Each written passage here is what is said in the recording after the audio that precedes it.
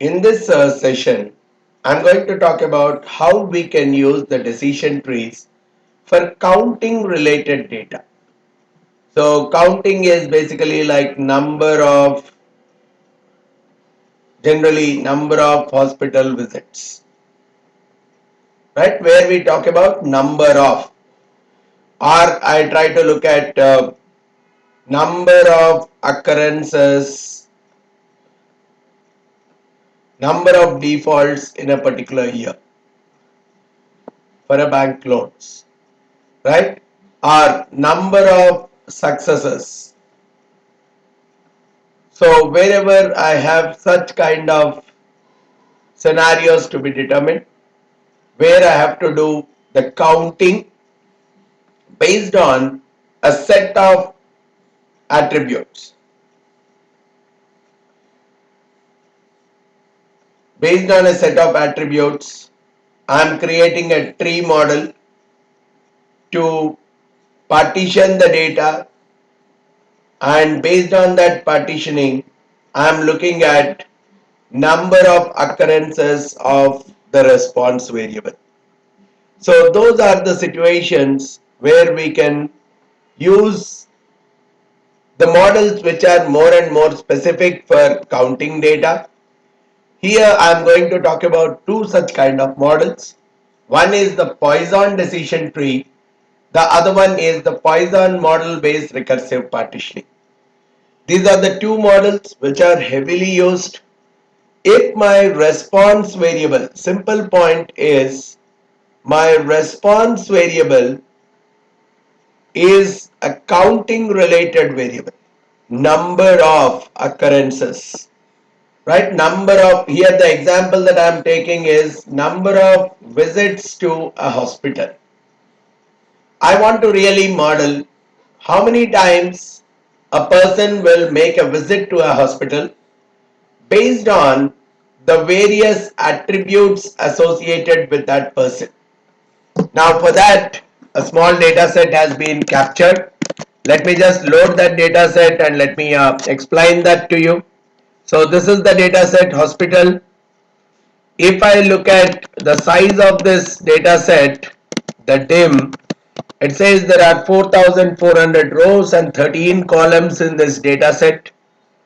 And looking at the first few elements of this data set, this talks about the number of visits to a doctor. So this is what I want to model. So in the first case, there are 5 visits, 1 visit, 13 visits. I want to see whether I can model the number of visits to a doctor based on the various other variables. Depending on the number of times he got into emergency situations, depending on how many hospital stays the person had till date, what is the health status of the person, average, poor, good, etc.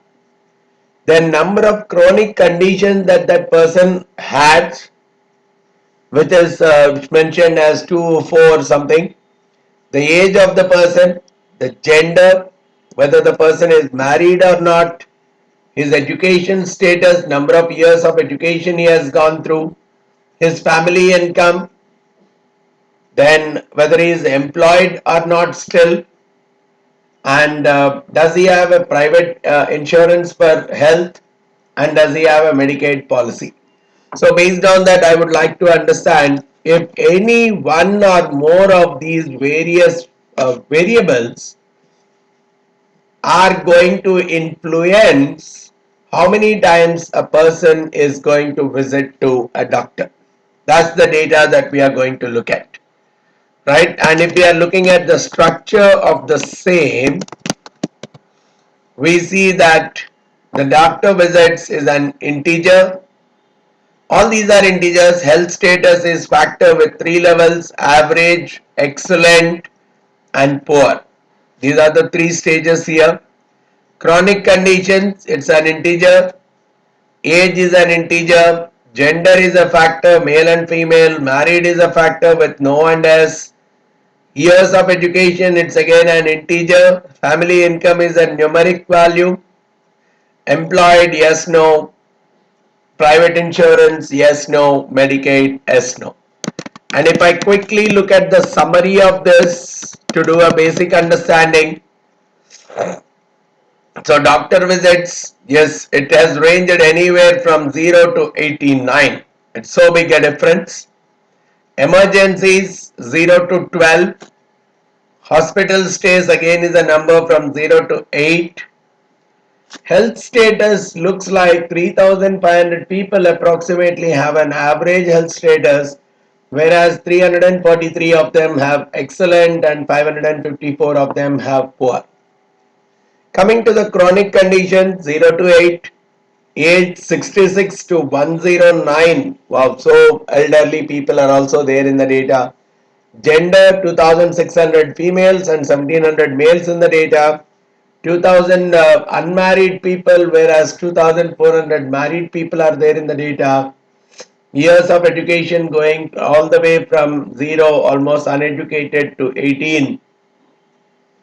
Family income, I don't know why it is negative, right? Probably there could be more of debts compared to any kind of incomes. Maximum is going to 54, might be an outlier. So 3,900 people are not employed, only 455 of them are employed.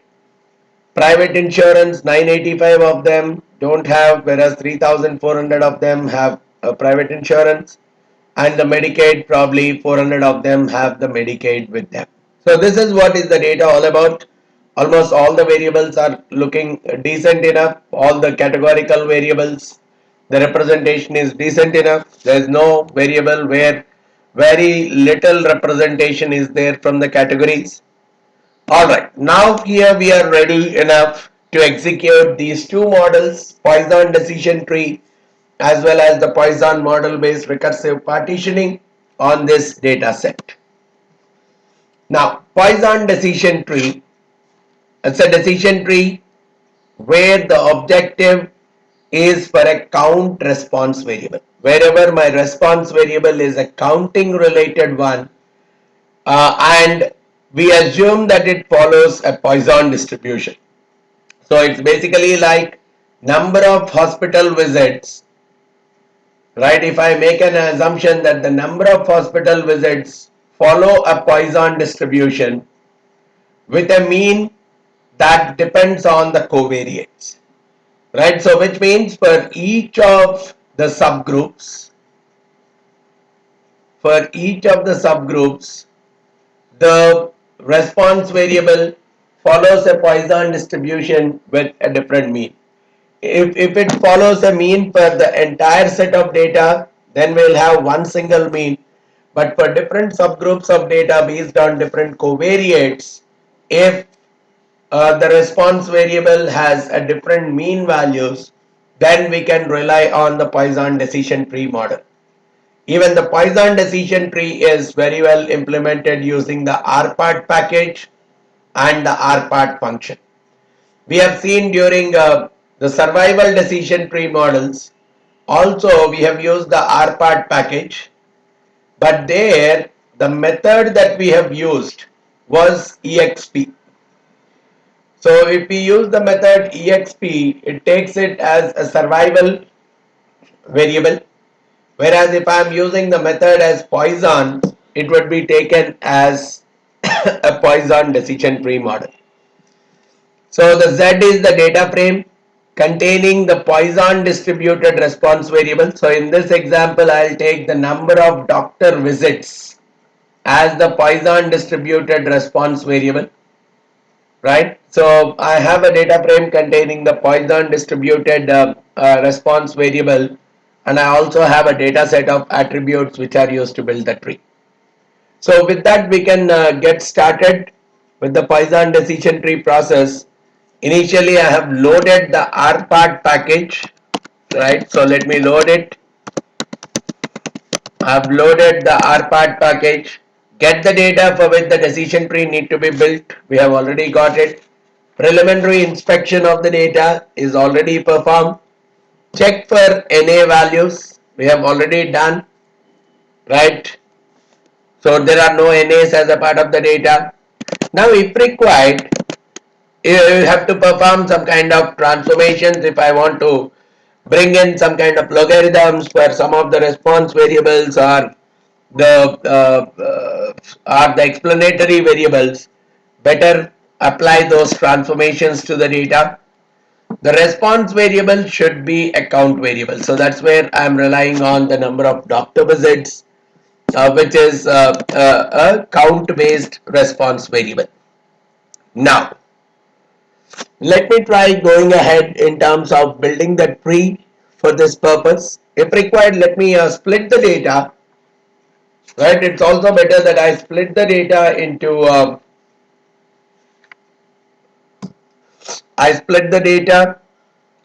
training and the testing data.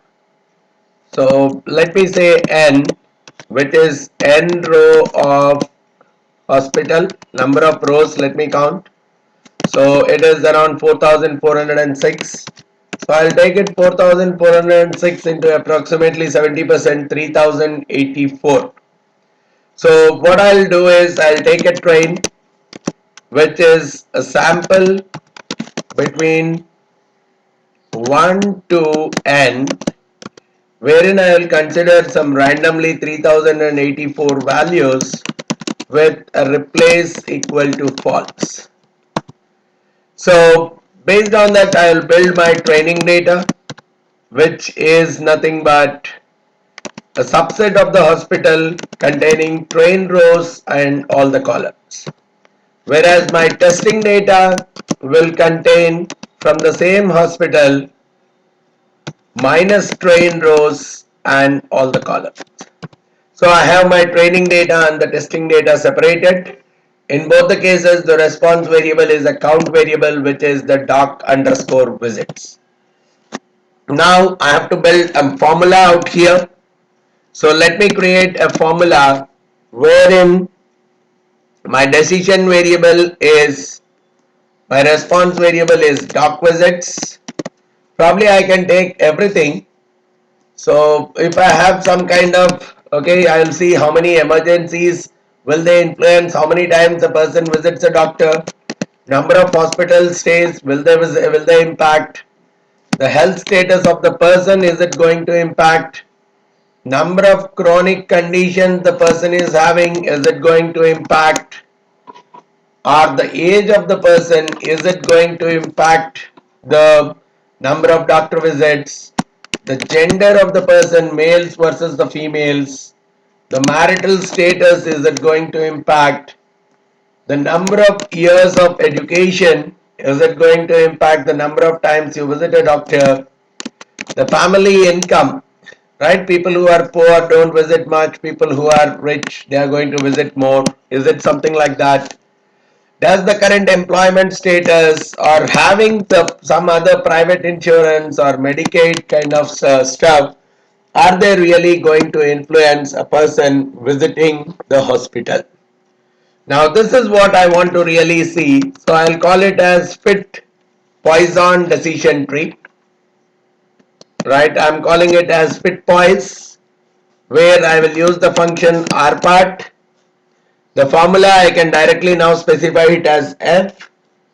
The data for me in this case is train data. I'll fit it only with the train data.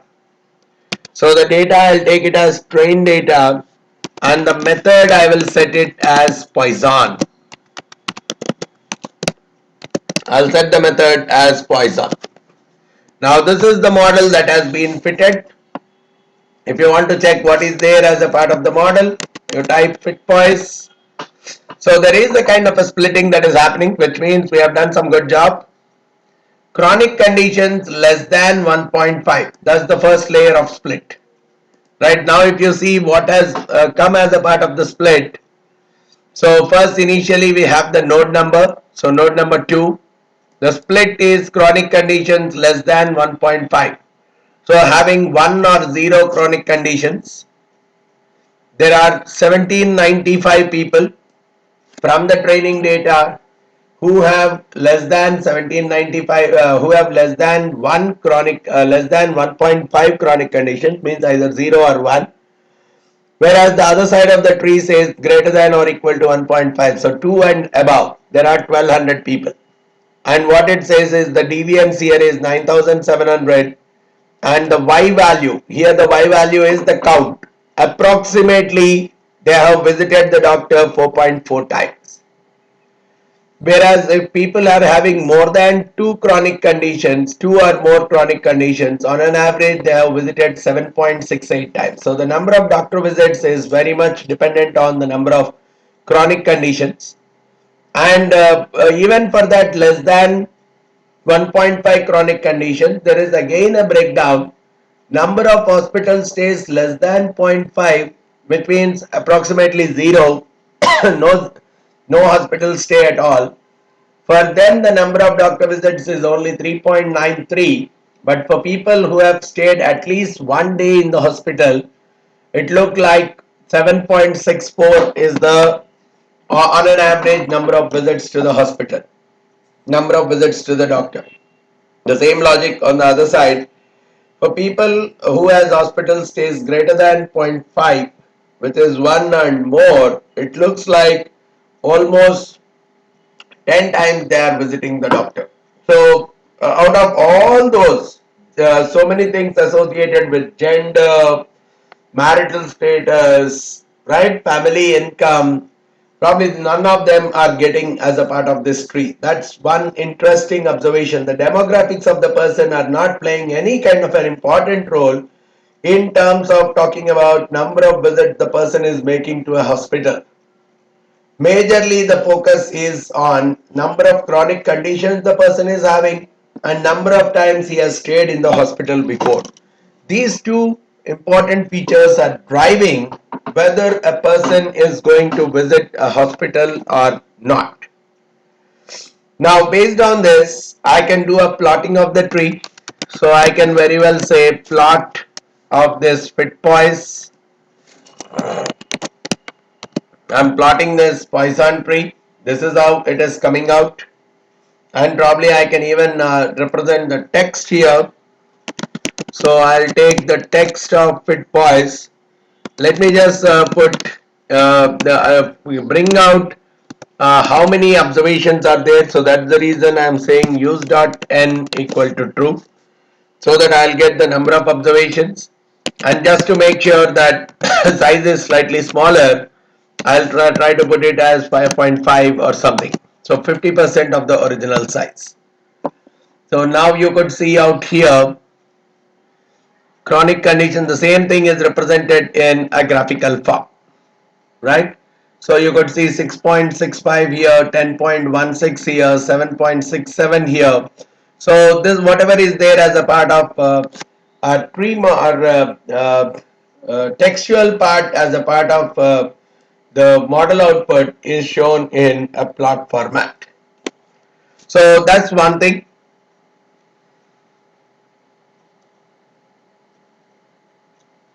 So at every node, if I really want to see the number of observations and the number of observations and the number of events, I can also put all equal to true in the same thing. Right after doing the plot, I can also add for every node if I want, right, the whole details to be printed, then I can very well set all equal to true, so that for every node I will get total number of events, total number of observations, so that my understanding of each and every node could be more and more clear. And here also it's only a breakdown of the tree only to two layers. So there might not be much of a chance to get into the pruning of the tree, right? But yes, let's see. Right now, initially I have fitted the decision tree. I have used the plot and the text methods to visualize the fitted tree. We have done that. Each terminal node reports the event rate, right? In each terminal node, we are getting the events rate. How many of them? The total number of events and total number of observations for that particular node. So we are talking about the total number of observations for that particular node and the total number of events that are occurring at that particular node. Events are nothing but how many times people have visited the hospital. So on an average it is like 10.16 occurrences out here. Here it is 6.65 occurrences approximately. 912 observations are there out here. 377 observations are there out here. And overall 3832 visits have been made, making it on an average the number of visits equal to 10.16 and so on. So that's how you can do the computation part, right?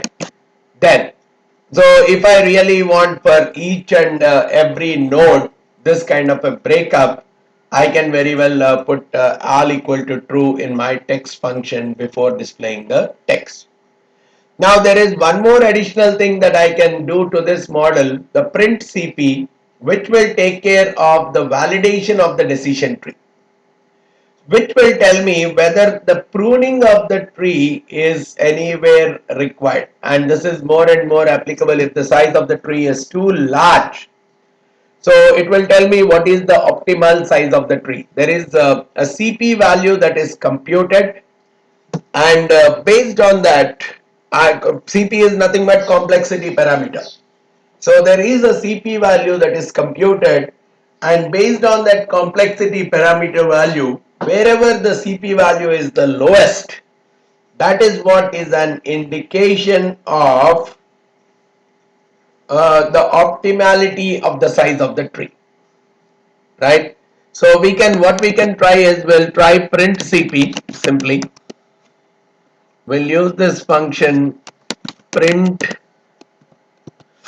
CP for our model, which is fit poise, right? I mean, let me tell you, this is more and more important only if your model is too complex, so many branches that are there as a part of the model. But for simple models like this, which have only 2 layers, there is no dependency. I really don't need to go with this step, but just that if you want at a later point, you should be comfortable with. Now you could see here some of the things. The first thing is the formula that you have used, the variables that are actually used in the construction of the tree, the number of chronic conditions and the number of hospital stays, only two things. The error at the root node is around 6.13. That is the error because there are total of 3084 observations which are there as a part of the training model, and 18,927 telling me that the root node error is approximately 6.13. And there is a split, right? You see there are 4 layers that are going out. So let's talk about each one of them. First, initially there is a formula used to fit the tree, the variables used to build the tree. The root node error in this case is around 6.13. Number of events at the root node. So you could see the number of events that are there at the root node, which is what is resulting in the root node error of 6.13. Relative error, cross validation error. So different kinds and finally the way the CP is computed at each of the layers. So we are talking of n equal to 1, 2, 3, 4, the different splits that have happened.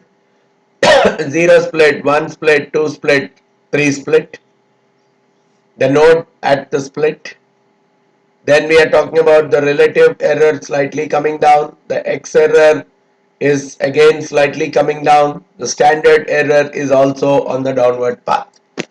Now what we really look at is, we can very well do the plotting of the same. Each row represents, if I have to interpret what are these 1, 2, 3, 4, each row represents the different height of the tree. If the height of the tree is 1, right, this is what is the CP value, number of splits, relative error and so on. Then again, if the CP is, if the number of splits is 2, number of splits is 3. So it is talking about different height of the tree. More the levels that are there as a part of the tree, the classification error would come down, right? If there are more levels, obviously the classification errors are going to come down, but there is a risk of overfitting. So the way we typically look at our level is where the relative error plus a standard is lesser than the x error. So relative error plus x standard 1.04, it is greater than x error. 0.92 plus 0.04, it's greater. 0.89 plus 0.03. So you can choose the lowest level where relative error plus x standard is lesser than x error. So that could be the kind of a ballpark that we can very well choose, or prune the tree so that it has the minimum x error. So here the minimum x error is coming out here. So I can very well prune the tree to this kind of layers. And if you really want to go into the plotting of the same, you can very well use the plot CP function. Plot CP function of the Fitpoise is telling you that the CP is coming down as the size of the tree is actually increasing. 1, 2, 3, 4, the size of the tree is increasing, the relative error is actually coming down drastically. So wherever the relative error or the CP value is the lowest, that is where we can think of going ahead with the size of with that particular size of the tree. And now we can very well go ahead in terms of the summary of the fitted tree. We can very well get into the summary of the fitted tree, which can give me various stages or steps in which the whole process has got carried out. But most importantly, so this is how the variable importance has been looked at as part of the whole tree. 47% importance going to chronic conditions, 37% going towards hospital stays. There is an 8% scenario going into emergencies, 7% into hospital status, and 1% into whether the person is having Medicaid or not. So, because the whole process of doing the tree, different kinds, different steps that are being taken intermittently is giving me this whole effect of variable importance. Right, so you could see that in some cases Medicaid is being used while doing the whole process, and that is what is the final observation for us. Right, you could see the mean deviance of this much, all these things coming out at each of the different nodes. Now, if possible, I can also take this information to do the prediction, predpoise. Right, I can very well do the predpoise where I can do the predict. The model is Fitpoise and I want to do it on the test data. So the predpoise is the prediction that I have done on the test data. Now let me see what has gone as a part of the predpoise. I've got approximately how many visits that each of these people are going to make. Right? I'm getting approximately how many visits each of these people are going to make. I can very well compare them. Right? I can do a correlation between the predpoise and the actuals, which comes from test data dollar doc underscore visits squared. So there is something test data. Let me look at the names of the test data so that I can see if I have given some. Doc underscore visits is the not in the caps, it's in the small letters. Okay, doc underscore visit squared. Oh, so the model is giving me only a correlation of 7%, the R squared of 7%, the number of visits. Okay, to this extent it came out good enough. but finally when I'm trying to project it with respect to my actuals, it's not coming out that comfortably, right? With the training data, the model came out slightly better, but when I've applied it on the testing data, giving a number of visits the person is going to make on an average, it's not coming out that appropriately when we are using the correlation part, right? So there is a problem. This is on an average the number of visits the person is going to make. In some cases the numbers would have been much higher, some of cases the numbers would have been much lower. But let's see the correlation, at least from the perspective, if not uh, the method, if I take it as Spearman, would there be any kind of an improvement in the correlation? Yeah, almost 31% correlated. The Spearman is looking much better compared to a Pearson correlation, right? At least who will spend more, who will come for more visits, who will come for less visits is coming out through this Spearman. Or even when I give a Kendall, yeah, more or less 25%. So compared to a Pearson, these correlations are looking slightly much better because these are more in terms of at least highlighting who will visit more versus who will visit less. But yeah, it's better that I get a few more important details before I progress in terms of applying this model for the further prediction purposes, right? So here I got the variable importance when I did the summary, and I also got the details of the terminal nodes. Each of the nodes, how many observations, how many events, right? You could see here for each of the nodes before this.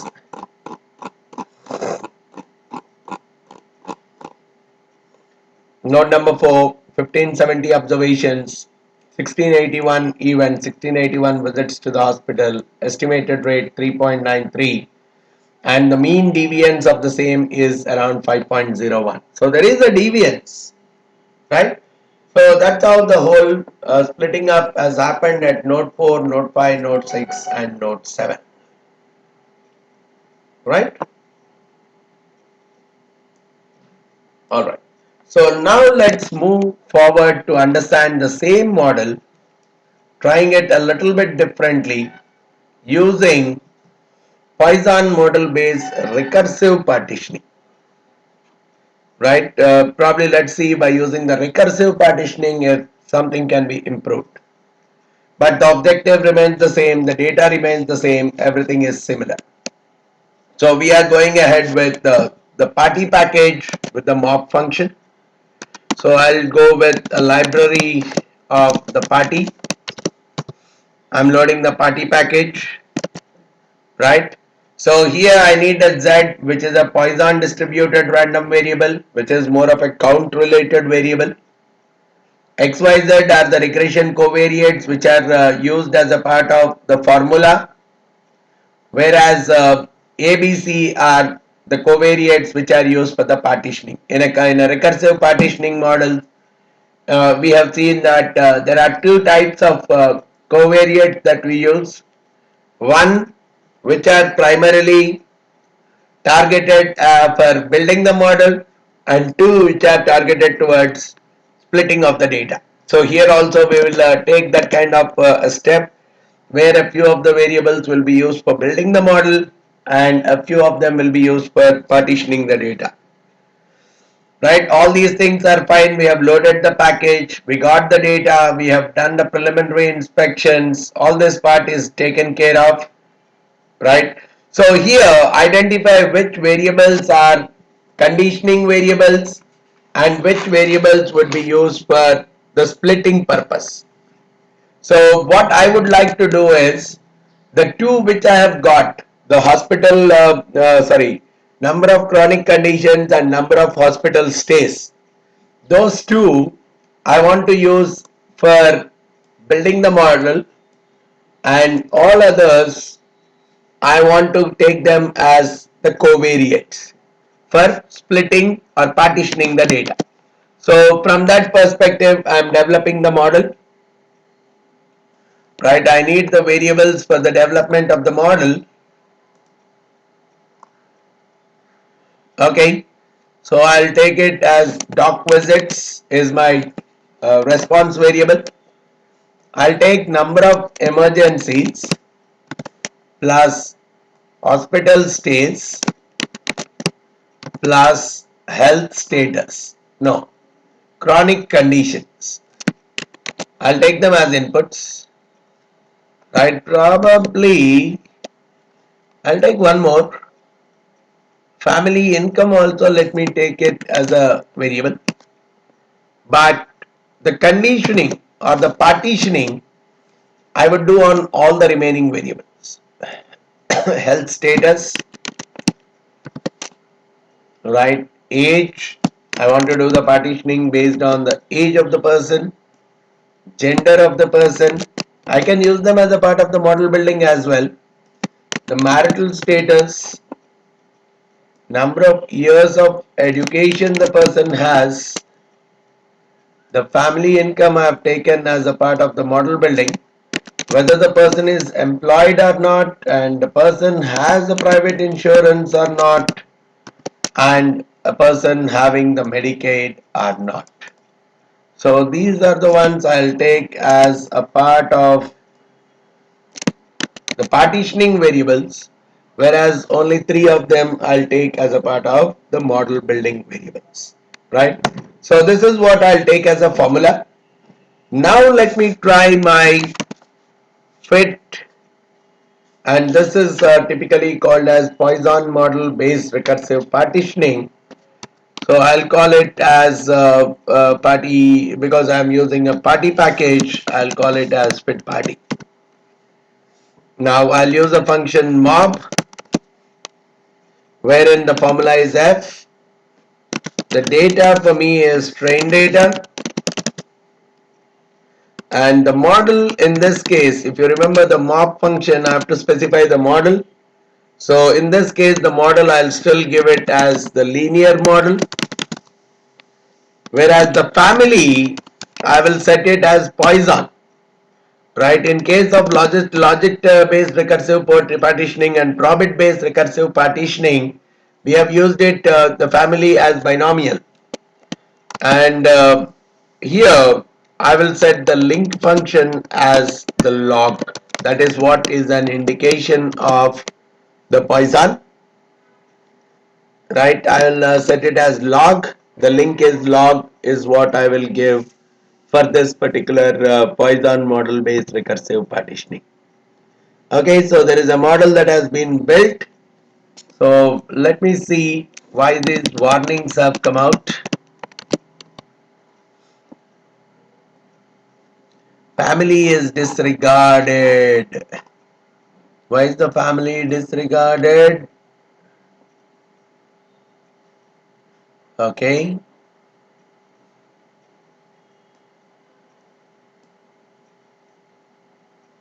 Okay, I require covariates here. So that could be the reason. Fair enough. Let's see what comes out.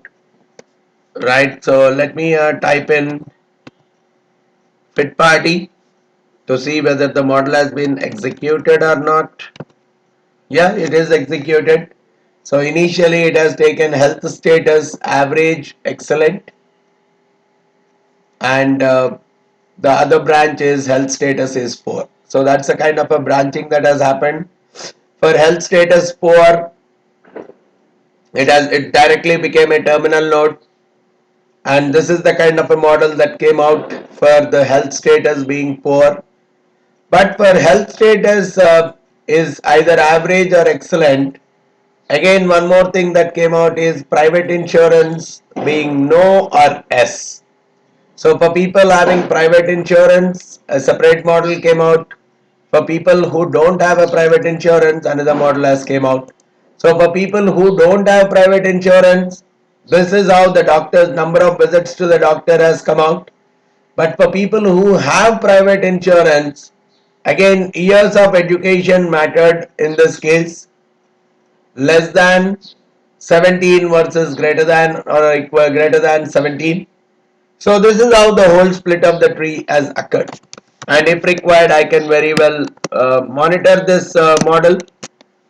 I can even look at the plot of this model fit party. Okay, I have to give it in small letters. Okay, so this is the plot of the model. So you could see number of visits ranging in a different way altogether for each of the branches. You are getting the number of visits based on all the four parameters that you have considered. Right, the four parameters that we have considered are emergencies, hospital stays, chronic conditions, family income. I could see with the emergencies nothing much, right? Probably looking like slightly increased with the number of emergencies, but here there's not too much of a difference that is coming up, right? And similarly, you can very well look at each and every aspect like this. If there is a kind of an increase or a decrease significantly, so for these kind of graph, it's always better that the number of variables that we are considering are much lesser. So overall, I can look at the coefficient of the entire model. So I can very well consider this all together as a part of the coefficients. So I'll call coefficients of fit party. So this is how the formula is coming out, 2.1. So if whichever is falling into node 3 is something where the private insurance is not existing. So for them, the number of visits is typically coming out as 2.1 plus 0.48 times emergencies plus 0.13 times number of hospital stays plus 1.46 times the number of chronic conditions minus 0.124 times the family income. So that's how the whole thing is coming out. And if required, if I want to compare it with some other models, I can very well compute the log likelihood of the same. So the log likelihood of the fit party is this much, and for any model to be better than this, I want the log likelihood of it to be higher than this. Similarly, the AIC also is something that I can very well look at, and because AIC is more like a representation of the error, I want the AIC to be lesser than this. And I can very well look at the stability of each of the parameters for any given node, right? For node 3, node 5, I can very well assess the stability of the parameters for each of the nodes using the p-value. I could see whether the parameter values are, so these are the parameter values, node 3, node 4, node 6, node 7 for each of the headings. I want to see whether each of them are significant or insignificant. So this is what I can test using the SC test. SC test is primarily the stability related test associated with each of the parameters. So I can simply say fit party and I can give the node number.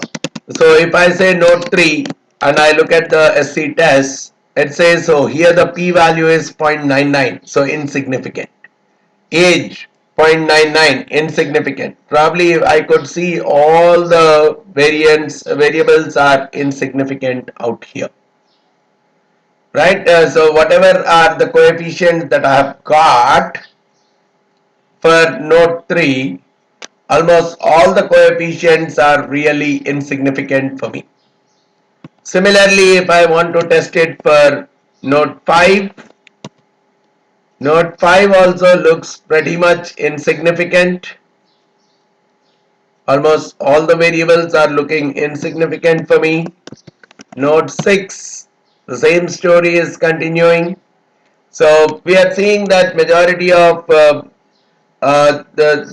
variables, whatever are the coefficients that are being talked of, there is a lot of insignificance that is associated with the variables going with this method. Now I can very well use this method for the fitting purposes. I can do an estimation of the data, right? So we have fitted the tree on the training data. get the coefficients, estimates at the leaf nodes which we have got, log likelihood and all we have used for comparisons, SC test we have used to look at the stability of the coefficients at each of the nodes. Then we can go ahead using the predict part, right? So I'll say pred underscore or pred underscore party is nothing but I'll use the predict function. Fit party is the name of the model, and I'm using it on the test data. So if you look at the pred underscore party, the output that I'm getting is the number of visits each of these people are going to make to the hospital. So I can very well find out the correlation between the test data dollar doc underscore visits, which is the actual data, versus spread underscore party, which is the predicted data. So the correlation comes out to 0.32 here using this model. And if I am going ahead with Spearman or Pierce, let me look at going ahead with Spearman correlation to see if there is some kind of an improvement. The Spearman is showing 38, much better than the previous case. And even when I am going with Kendall tau, even that is 27.7. So compared to your original, your first model of Poisson regression tree model, this is looking slightly better because the correlation between the predicted and the actuals in terms of estimating the number of visits to the doctor is slightly better off, and I can very well use this model for the prediction purpose compared to the previous one. So that's how we have to look at modeling the count related data. So these are the things that I wanted to cover as a part of this session. If you have any further queries regarding the same, you can very well get in touch with me by giving me a call on the number that I have given below, or you can send in an email at vamsidhar@pacegurus.com. Thanks a lot for listening to this session. Thank you very much.